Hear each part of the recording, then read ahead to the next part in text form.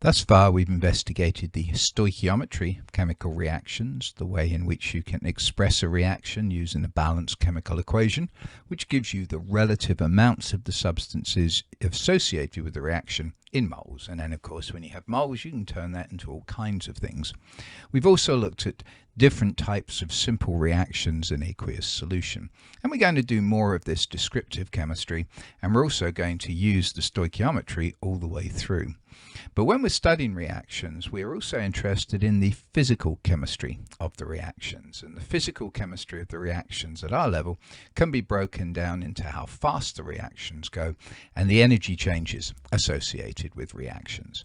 So we're going to look at the speed of reactions in our next big series of talks. We're going to split our consideration of energies of reaction into two. And right now we're going to do the first one, which is the so-called heat of reaction, because most reactions, if not all reactions, have a heat change associated with them. And this heat change is called the delta H. And I know you've seen this before, and you've seen that little symbol, delta, the triangle H, the change in heat, even though H doesn't actually stand for heat, but what the heck we'll pretend it does, the change in heat for a chemical reaction.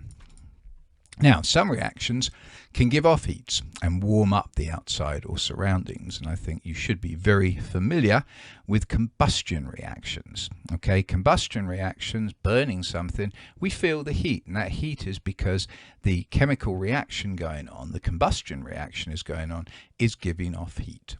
Reactions that give off heat like this are called exothermic reactions. Exo, of course, means outside, so the reaction is giving heat to the outside. And delta H, the heat change for the reaction, will be negative because the reaction is losing heat.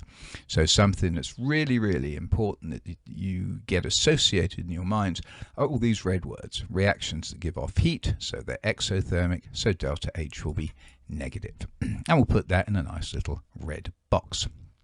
Now, of course, if some reactions give off heat, other reactions will give off cold and cool down the outside or surroundings. Now, a kind of silly way to say that if they're giving off cold, the reaction is absorbing heat. It's absorbing heat from the surroundings, thus the surroundings lose heat, so they feel colder. Now, because the reaction is absorbing this heat or gaining heat, the heat change for the reaction will be positive. It's increasing in the heat of the reaction. Now, in the old days, one would have a hard time thinking of a reaction that absorbs heat, but you got these little cold packs that you can get these days where you just click them, a reaction takes place, and you get nice coldness. Okay, now reactions that absorb heat like this are called endothermic. Endo, of course, meaning in, so that means that a reaction is taking heat to the inside.